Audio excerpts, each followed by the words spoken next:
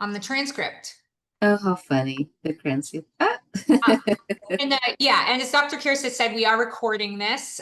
So please know that has started. All right, so let's go ahead and get started. So everyone who's here, you might be interested in what do I do next in terms of becoming a registered dietitian, right? Or what do I do after the bachelor's degree in nutrition, specifically in the dietetics option?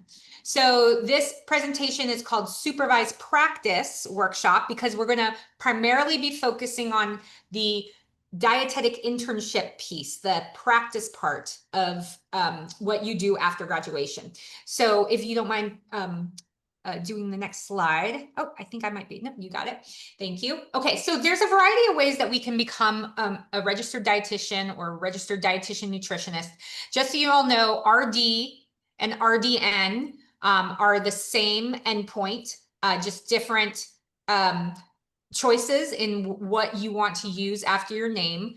But the minimum requirement to become a dietitian, many of you are aware of this, is to get a graduate degree from a accredited university. Now, this also could be obtained by getting a bachelor's degree at an accredited program like Cal Poly Pomona in a DPD, and then obtaining a graduate degree elsewhere or at Cal Poly. In addition to that graduate degree status, you also have to have supervised practice, which historically has always been called a dietetic internship. But we're going to talk about the different types of supervised practice, the dietetic internships, which are abbreviated here on the slide DI, the ISPs, the coordinated programs, and the graduate programs. All right, you can go to the next slide.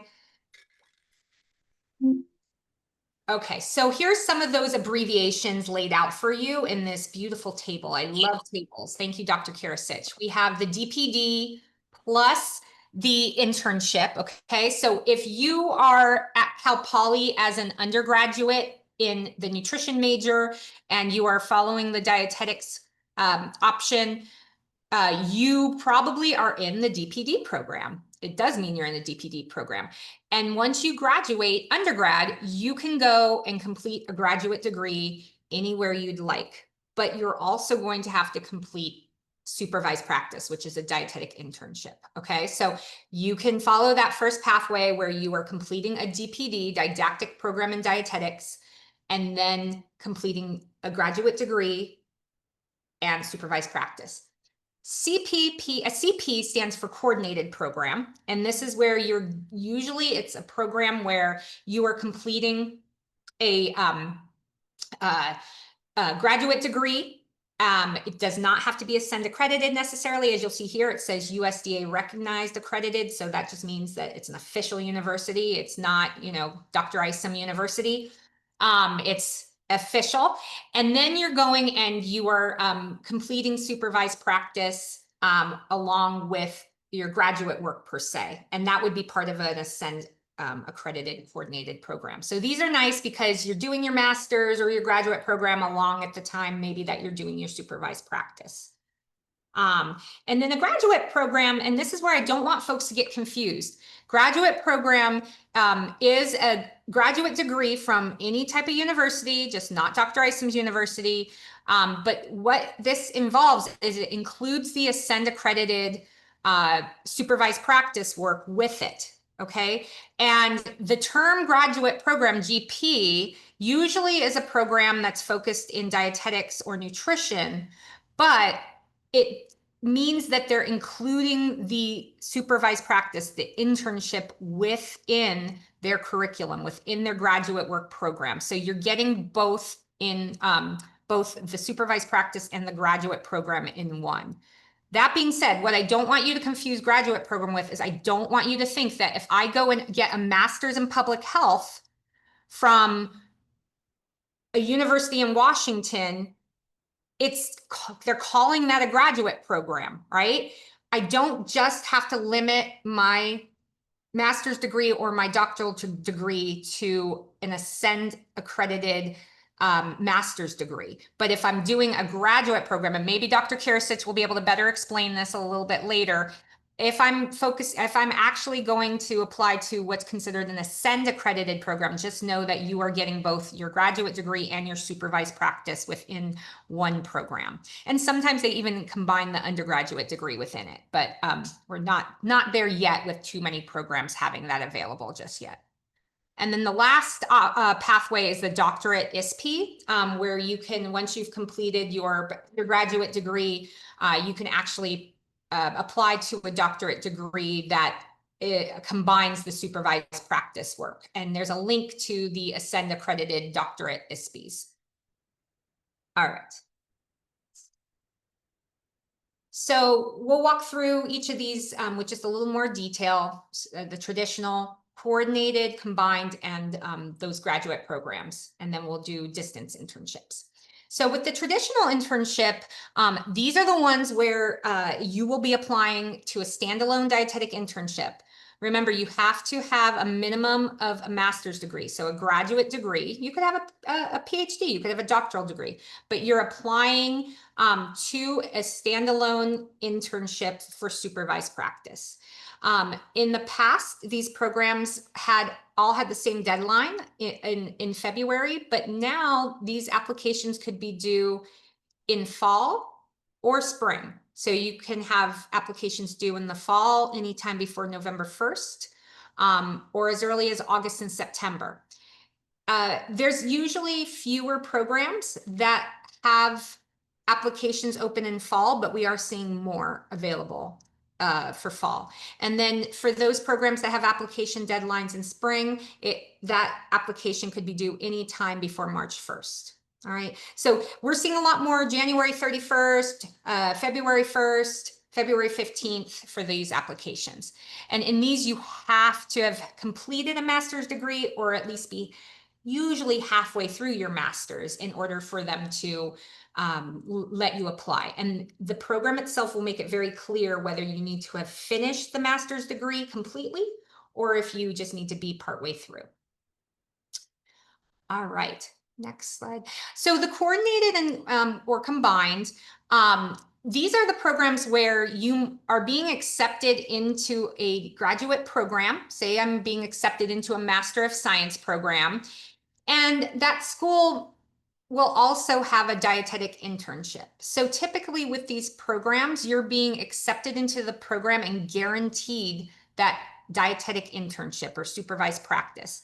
Sometimes though, what these combined programs do is they'll have you apply to the master's degree first, and then a year later, or maybe 2 years later, apply to the internship.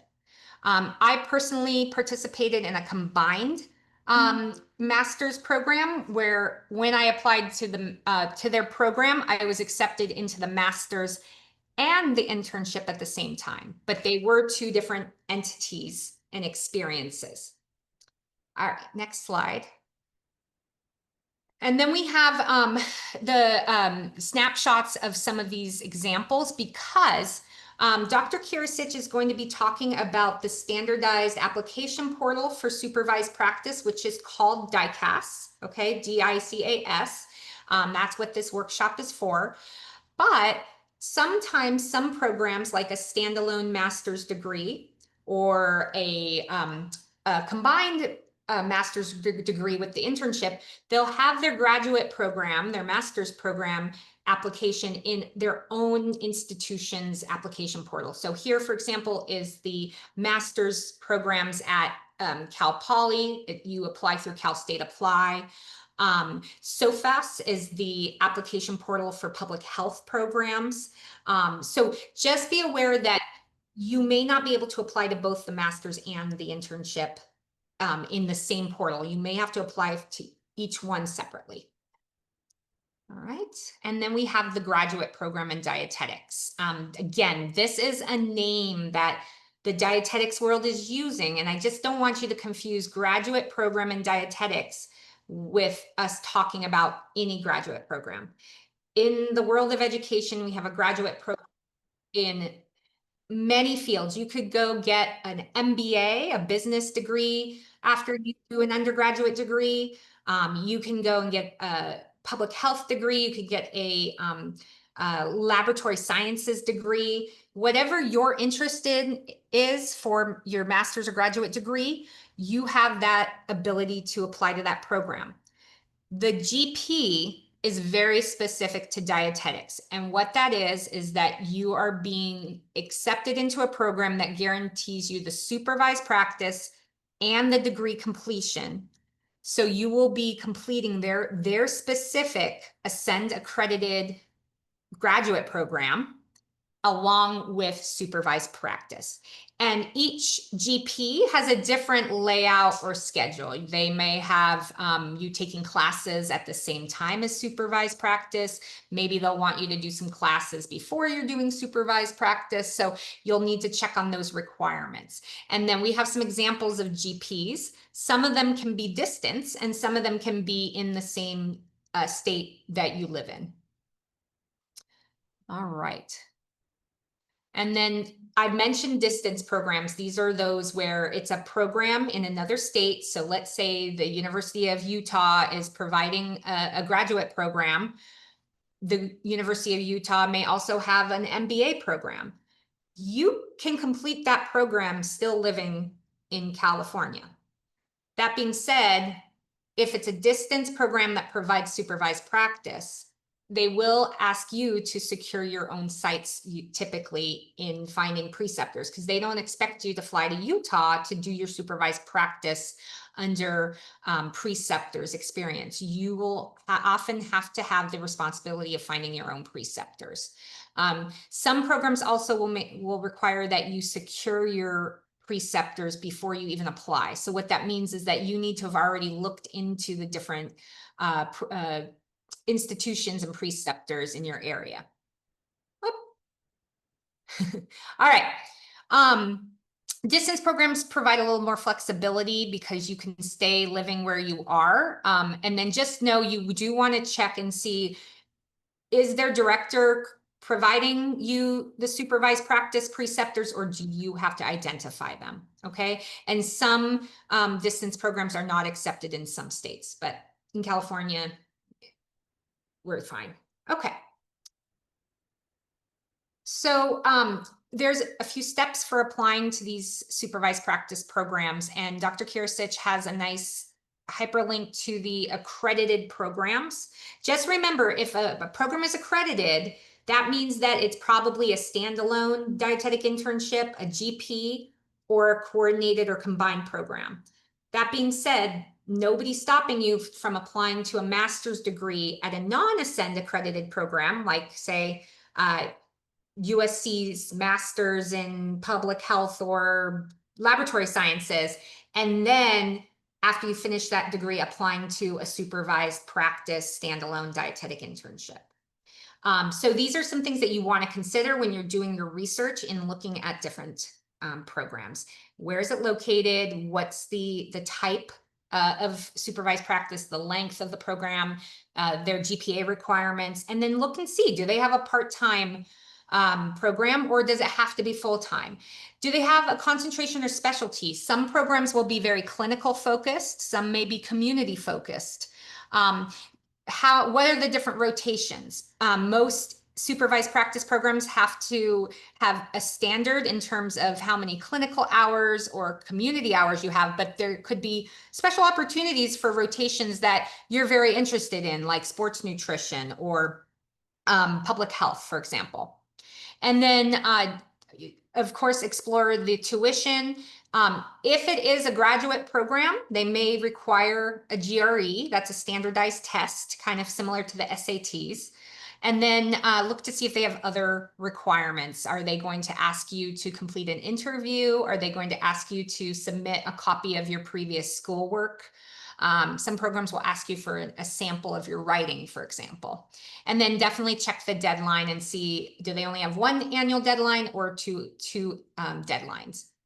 And then when does it start? Most programs will start in a August, September fall semester and follow an academic year, but there are some programs that could start at the beginning of a calendar year, like January.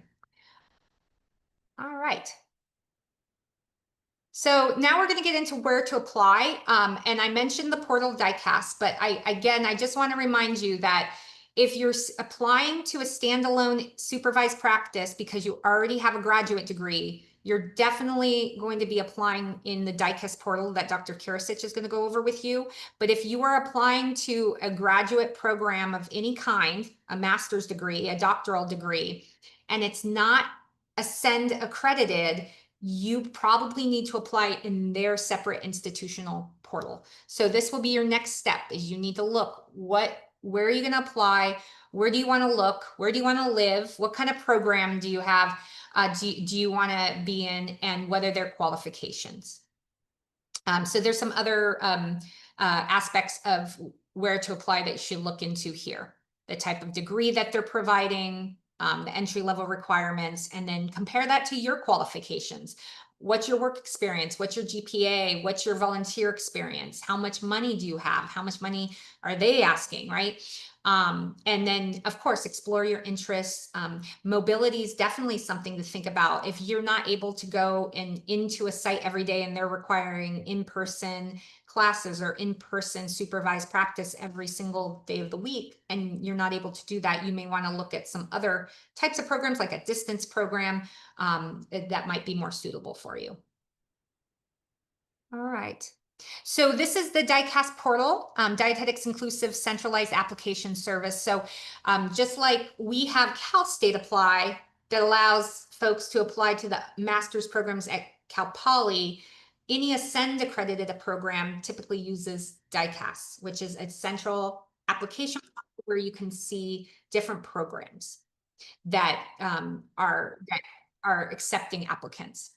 So I'm going to turn it over to Dr. Kiresich, and Dr. Kiresich, I'll take over any admits or anything to be the host. All right, thank you. So that was a great overview of kind of the different program types, and a great reminder. If anyone happens to be logged in right now who isn't a dietetics major, if you're in nutrition health or nutrition science, a GP in dietetics, in nutrition dietetics, is one of the ways that you actually may still qualify, or you could become qualified to be a dietitian. So if you can find a program that is including the DPD at the graduate level, like the one at CSU Long Beach, that would be an opportunity for you to still become a dietitian. But most of what we have now, most of what we're covering is for folks who do already have that DPD program or will have had that completed. So that's the students who are in that dietetics option. But if you're on the call, don't fret. There still, are opportunities for you if you're not completing the dietetics option. I just want to make that clear because we have better options now for folks who are kind of career changers or already have a bachelor's degree. So yeah, lots of different kind of program options, and this is our goal today is to help kind of demystify and clarify what some of those are. So as Dr. Isom said, this is our DICAS application. You can see you can make an account at any time. Later, I'm going to show you something I'm going to ask that if you're not an active applicant, that you kind of pump the brakes on one of these areas. But for now, you would go in, you create a username and password so that you can have an application. And the goal here is using this centralized application is that if you make an account now, in a year from now or in a year and a half from now, if you're applying, it should still be active and any information that you've added should be there. So it's a way you could get started a little bit early. When you log in, you're going to have a lot of different sections. So this is the kind of my application page. And here you'll see you have your personal information, academic history, supporting documents, and program materials.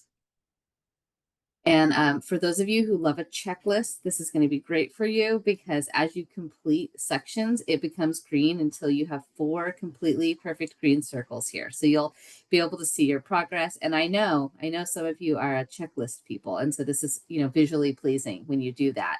Also, don't think that you can log in here 2 days before this application is due and get it done. This application takes time. So one of the reasons why we are taking the time to do this workshop and we post this on our website is because students, will sometimes need clarification about things when we're maybe not available. You're doing this in the middle of the night or whatever, and I want you to have something to reference. But I encourage you, when you do know that you're going to be applying, to give yourself ample time to complete these sections. So in your contact or the personal information, it's going to ask you to fill out information about yourself, right? Citizenship status, race, ethnicity, your address, your contact information. I urge you to not use your Cal Poly email address for this in case you're applying after you graduate. You want to make sure that the email address you use for this is an email that you're going to have access to and check regularly, even after you graduate.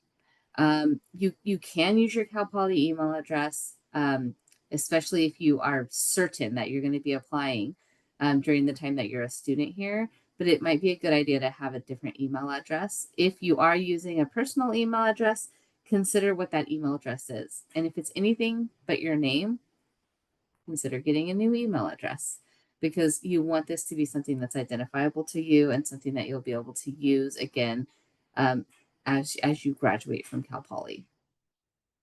The next section is you will be figuring out basically, are you currently enrolled in a DPD program?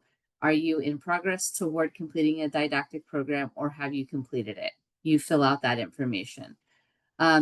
If you, like for me, I have created an account that's a test account. You can create a test account and then later you can change it. If you create an account and you're adding programs to it, when you have no intention of applying anytime soon, it actually shows that a student has added that program to the account. And it can be really confusing for some of our directors. So it's nice sometimes to, again, for me, I created a test account. For you, you're going to indicate your DPD standing, okay? Because I don't want my account to show in one of the program's accounts as if I'm actually applying. This is how they know I'm not applying. But for you, you're going to choose whether you're enrolled, in progress toward completing your DPD, or if you've already completed your DPD program. Then you're going to add your academic history. You are going to include every single college that you've attended. If you attended 3 different community colleges before you got to Cal Poly, you're going to add all 3 of those here. Some students will say, I took 1 science class at Chaffey, but I took all the rest of my classes at Citrus. Do I really need to add Chaffey? Yes, you need to add every single community college and 4-year institution that you've attended, all of them. And then, you add the dates that you attended. So if you attended, Citrus College from January of 2020 until, August of 2024, and then you started Cal Poly in, August of 2024, and you're still enrolled, those are the dates that you're going to include under those institutions. And once you've added those institutions, it's going to ask you for official transcripts. And the answer is yes. You have to upload official transcripts or request official transcripts be sent from every single one of these institutions. So earlier, Dr. Isom talked about thinking about cost, and we're going to go over this again later. But it's not just the cost of the program. There are costs associated with applying as well. There's costs associated with DICAS, with ordering your transcripts. And if you need to apply to a graduate program, there's going to be a cost associated with that as well. So these are things we want to make sure we're planning ahead for. So again, after every college you attend, it's going to ask you to order a transcript. So I have these out of order a little bit, I guess. So you're also going to need to add every course you ever took at that institution. So after you add, Citrus College, and you have that date range that you went to Citrus College, then you're going to start entering terms. You're going to say in the fall of, I said January 2020. So if it was, January of 2020, that's probably either the winter or the spring term 2020, what was your academic standing, freshman, sophomore, junior, senior, and whether or not that's completed. So all of the past semesters, you're going to say they're completed, and then you're going to enter every class you took, what subject it is, how many credits it was, and what grade you got. Every single class. This is one of the parts of the application that takes a long time. So it's really a good idea to either have an official or unofficial transcript open in front of you so that you can be entering these classes. Okay. All right. In the past, there has been an option for you to pay for someone at DICAS to enter your classes for you. These are the costs associated with that. I didn't hear a lot of grumbling last year about it, but I don't know that any of our students used this service last year. The previous year, when they first offered it, there were a lot of issues with it. So it's up to you, right? If you have money and not time, then maybe you are, offering, you get to use a service like this, but you could alternatively, of course, just give yourself the time to be able to enter all these classes. Okay. One thing that's important is that if you did transfer classes in, for example, like this one from Citrus College, if you go to your Bronco Direct and look up your transferred classes, that's one of the options under Bronco Direct, you can click one of the buttons. You can see in the corner here, kind of like a file folder. When you click that, it expands that transfer transcript that's available in there, and it will show you which class you took and what class it transferred over as. So when you're entering your classes, it's really important that you recognize which of your classes from your degree at Cal Poly, GE classes and DPD classes, those classes from Citrus College counted for. Okay, that's really important information. Okay, and then going back to transcripts, right? I had mentioned that earlier. I kind of put these out of order. I'm sorry, I didn't realize it was out of order before I started here, but you'll see as you're entering this information that whether or not they've received your transcript. Okay, so you don't have to order the transcript the second you enter the school's information. You can enter all of the information from your different schools and then, order the transcripts later.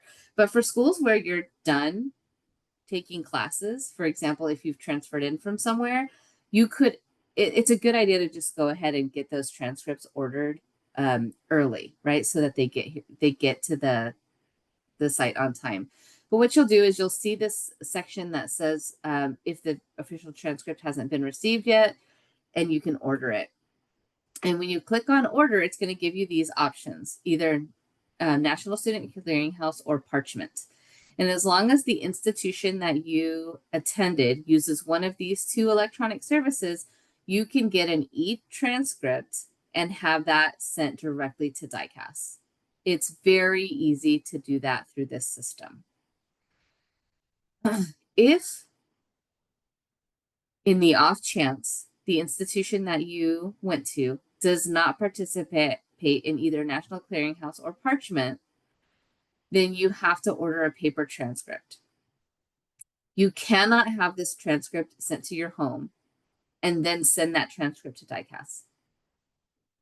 The school that you attended has to send it directly to DICAS. And the way you do that is by clicking here to download a form. This is what that form looks like. Okay, it's going to have your name, it's going to have a barcode. And when you order that paper transcript from your school, there will be an option that says, do you need to upload any documents? You upload this form where it asks you for that document.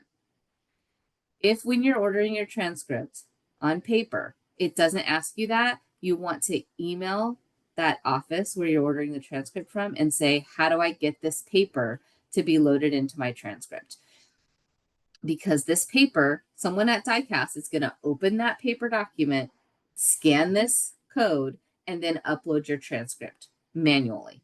And if this paper is missing, it takes them a lot longer to be able to find which application to associate this document with. It doesn't mean that they won't be able to do it at all. It just means that it might take longer. So you really want to make sure you're following all of these steps. I suspect that for most of you, this is not even going to be an issue. But just in case you have to order a paper one, this is an essential step in the process. Okay. Another section of the application is for your test scores here. And you will, add those test scores. It doesn't actually ask you to upload like a scan. You're just going to type your scores in. And not all programs require this. Okay? You don't send your test results to DICAS. They're just asking for your score at this point. Okay. In the supporting information section, this is where having a really good resume is going to help you, because you're going to open up your resume, and while you're looking at it, you're going to start filling in this information. So they're going to ask you to upload your resume as well. But just like any application process, you have to repeat yourself several times during the process. So you take that information that's on your resume and you enter the information into your achievements. Your experiences are going to be things like your job and your volunteer work. Memberships are going to be your memberships in school clubs, Academy of Nutrition Dietetics, things like that. Licenses and certifications, if you have your ServSafe certifications. And then if there are other kinds of documents that your program requests, like your resume or CV. Okay. Under DPD documents specifically, there's one document that's going to be required by every single person, and that is to request either a declaration of intent or a verification statement. Okay. This is very important because all of you in the evaluator's name need to put my name and the DPD email address. Okay. So that's going to be Emily Kiresich, the DPD email address, and then the date that your earliest application is due. So if you're applying to a program that's due September 1st, you need to put September 1st there as the due date. And then you're going to put a message to the evaluator. I will see that message. It could just say, hey, I'm requesting my documents. Some of you really want your application to be submitted early, and I understand that. But please don't put the date you wish for me to complete this in this date. Put the actual earliest due date there. That really helps me to prioritize work. If I get 40 requests, then I need to do the ones that are due earliest first. So please put your actual due date here. And if you're really anxious and you want to submit your application early, in your message say, this isn't due till September 1st, but I'd really like to submit it by August 15th.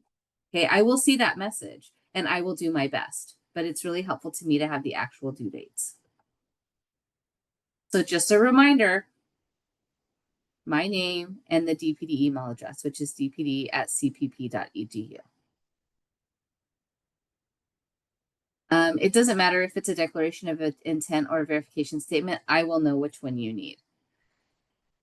For your knowledge, if your application is due, if you're going to submit it and it's going to be due after you graduated, it will be a verification statement. I'm verifying that you finished. Okay. If this application is due at any time before you graduate from your DPD at Cal Poly, it will be a declaration of intent. I am saying I believe that you will be done by the time you start. Okay. So just to clarify, that's where this information is. Okay. Okay. Another document you're going to need. So I said under documents, you might have to upload your resume. The DPD course list is another document that all of you are going to need. The DPD course lists are available publicly for anyone to access on the Supervised Practice Application website for Cal Poly. Okay, I'm going to be posting this later, and I'll put a reminder on the Dietetics Canvas page, and I'll put the link to that website as a reminder on there as well. But they are listed there by the year that you declare dietetics as your option. So if you started this term in August of 2025, your DPD list is 2025, 2026. But if you started in 2023, it's going to be the 2023, 2024 list. They're all very similar. Some of them are exactly the same. But just in case they're not, you want to choose the correct one. Also, if you started in fall of 2023 and you were nutrition health, and in fall of 2024 you switched to dietetics, then the appropriate page is actually fall of 2024, whenever you declared dietetics as your option. If you have a question about it, you can certainly ask me, but these are kind of freely available for you if you know which one is the correct one. You can just download it and then you'll upload it to your application here. If you happen to be someone that has a really unique DPD course list for any reason, for example, if you're a graduate student who did DPD classes, your document might be different and you need to get that directly from me. So you'll just email the DPD email and remind me of that, and I'll make sure to get you your unique document. But for most everyone else who is doing the DPD at Cal Poly, you are going to have a list that's just readily available for you. Now, one of the questions I get is, our DPD course list is going to say, you know, Nutrition 2350, right? But you may have transferred that class in from Fullerton College, and at Fullerton College, maybe it's called like FN 1010. Don't worry about that. It's okay that our list has the name from our institution. People who are reviewing your application recognize that you have transferred those classes in, and you will have that information in all of that transcript information that you're adding when you add your classes on the school side, okay, earlier in this application. So some people are nervous about that. It doesn't have to match exactly with your transcript if you have classes that came in from a 2-year institution. Okay. And so this has CV resume. You'll see that there are multiple options for you to upload your CV. You do not need to upload your resume 3 times unless you have created a specific resume. If one of your institutions for some reason wanted you to put your resume in a certain format, but it's not your favorite, and you want the other schools to look at your regular resume, you can put your name, resume, and then put Utah State. And you can put your name, resume, Cal Poly, right? Whatever institution you want to kind of designate for each of these resume options, you can add different versions if you want to. I would say most people don't have to do this. Most people have one resume and they upload it here and it's not a problem. But I don't want you to feel like, you know, just because there's 3 available there that you need to upload the same document 3 times. You don't need to do that. Okay. Really make sure that you're following the guidelines. There's some guidelines here for acceptable file types. Dot pages is not one of them. So if you have a Mac and you're filing all of your stuff in dot pages, it's not going to work. Make sure that you're following these guidelines for what kind of file type you can use for these documents as well. Okay. I've always said this, like, one of the first ways that you weed people out is people who don't read the directions, right? If you don't read the directions and upload things, you're automatically probably out of the running. So you just want to be really careful here. Right, so your DPD course list, you're going to see this information at the time. Obviously, I have our old director's name here because she was the DPD director during this year. The newer iterations of this from, 2021 to now will have my name at the top here. All right. The next thing you're able to do on your application is add programs. So once you know what programs you want to apply to, or even during the exploration moment when you're still researching programs, you can go to add programs and you're going to see a list of programs pop up in alphabetical order. Okay. Across the top, you're going to see when the start term is, what city it's in, what state it's in, the deadline to apply, what kind of degree is available, whether or not they require the DPD verification statement, and the number of preceptors provided by the site, right, by the program. So lots of information is available here. You really want to be paying attention to things like what's the due date, since that can be different for every program within a range, whether or not they require a degree, and information about the preceptors, and make sure that you were aware of all of those things if you're trying to apply for a program. Okay. If you find, or when you find the program or programs you want to apply to, you push the plus button. That's here on the left side. Okay. Once you do add a program, then you get to see more information. So one of the sections of your application was program materials. When you open that, all of the programs that you have chosen to add to your application will be listed. So in this case, I added Cal Poly Pomona and the Long Beach GP program, just because those are local programs that you may be familiar with. And once you have those in your application, you can go ahead and click on the Long Beach GP program and this will come up, or you'll click on the Cal Poly program and this will come up. And each program has designed their own kind of web page within their application that shows you program information. It's going to have the home. It's going to have any questions there. It's going to have any documents, special documents that are required by that program, and what they expect in terms of their recommendation letters. So again, it's really important that you're well organized with exactly what you need, because every program could have kind of slightly different things that they want you to provide in the supplemental materials for their application. So this is an example. Under the Cal Poly internship, your personal statement would be uploaded here, right? And under documents, it tells you this is your personal statement that we want from you, and these are the questions you should answer.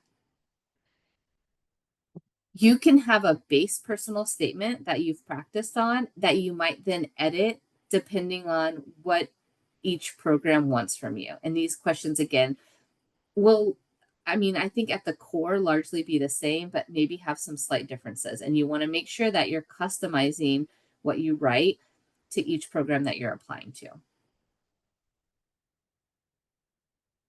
The same thing with recommendations. You are going to be required to provide recommendations, usually 3, sometimes more. And for example, this is, I think, the Cal Poly recommendations. At least one should be from an RD, RDN. At least one should be from a professor. But that you could meet the RD professor requirement in a single letter. So if one of your faculty members that happens to be a registered dietitian writes you a letter, that covers both the professor and the RD requirement. And then your other 2 letters could be from kind of anyone. Anyone, I mean, usually these are professional references. So you don't have like your friend or your mom write you a letter, okay? These should be professional references, but it could be someone from work or someone who supervised you, or, you know, you were a research assistant for someone who's not your teacher and is not an RD. That person could write you a letter, okay?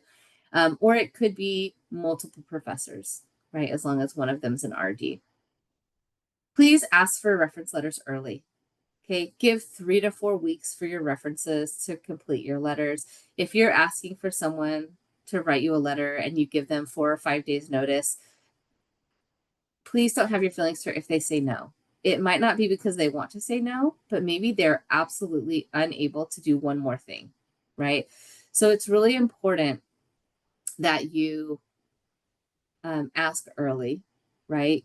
Ask in person if you can, or send a personal email that says, I'm applying to these programs. I'd really like for you to write me a letter. The big thing here, give people ample time. I can't stress that enough.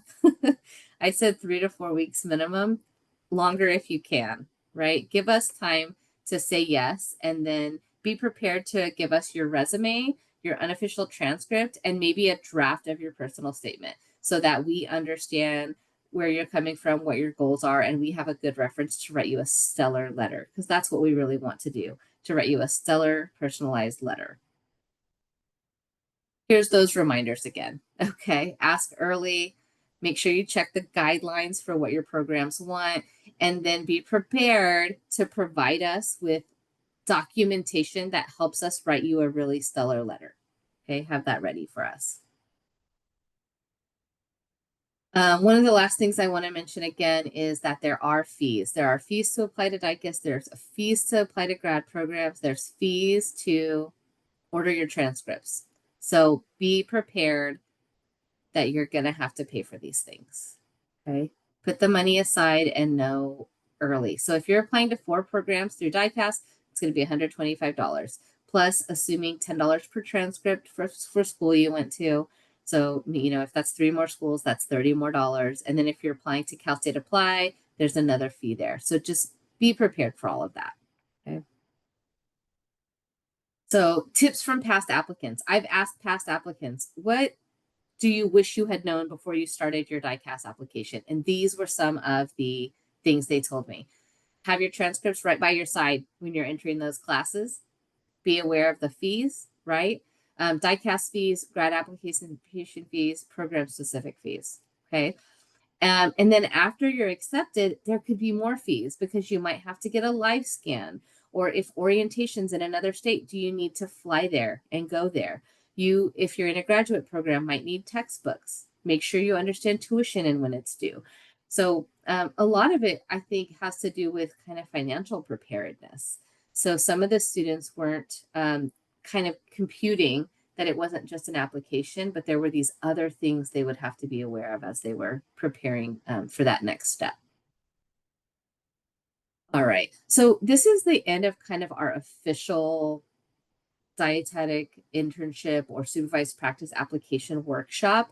The last few slides are talking about how to make yourself competitive. So I've included here the process if you decide you want to take a break between your undergraduate and before doing supervised practice, what things you could take the DTR exam, for example, right? There's a fee for applying and then the exam costs to take as well. But there are students who do that. Making sure that you're having your work and volunteer experience, getting any kind of certifications like personal trainer or your ServSafe and keeping those active. If you're CPR certified, those are great. If you know a language other than English, you can, sometimes become like certified as a translator. Those are all fantastic things to put on your resume. Make sure you have any of your art awards. If you apply to scholarships, you can put that you just applied, even if you didn't win it. Apply for awards and things like that. Make sure that you are really working on your personal statement early. Get people to read that and give you edits and feedback. And of course, you can volunteer for lots of things on campus, like the Phi U, FN Forum, ED Club, other types of cultural clubs, a STEM club. Any of the campus clubs, even if they're not nutrition related, there are some great other clubs that you could either be a member, be on the e-board, be a volunteer. And then, of course, all of our kind of local organizations like the California Academy, Inland District, LA Region. All right. We have 9 minutes in our kind of official time left, and I'd love to open it up. I did see some questions in the comments, so I haven't had a chance to read those. I'm going to mute myself, allow Dr. Isom to start answering them, and I'll jump in as needed. Thank you, Dr. Kiresich. That was really helpful. You all have to know Dr. Kiresich has to learn any changes in the portal each year to go over this. So she's a trooper there. Most of the questions were that have come in so far have been answered, Dr. Kiresich, but I'm happy to do follow-up on the question that I responded to in the chat. And if any of you still have questions that you want to put in the chat, please do. And maybe Dr. Kiresich, I'd love if you could answer this question again, because we always say it in a different way, right? So Tracy asked a great question and said, if a program is not listed in DICAS, does that mean it's not accredited? Yeah, so this is interesting. So DICAS is going to have, so every dietetic internship with a caveat has to put their application through Ascend. So if you're finding a program that says it's an internship, but it's not in DICAS, then it may not be what you think it is. It's not a dietetic internship that's accredited. The caveat to that is that if a program only accepts internal candidates, like the WIC internship, it does not have to be on DICAS. So if you apply to a program that's internal only, so we don't have this available, although someday we may.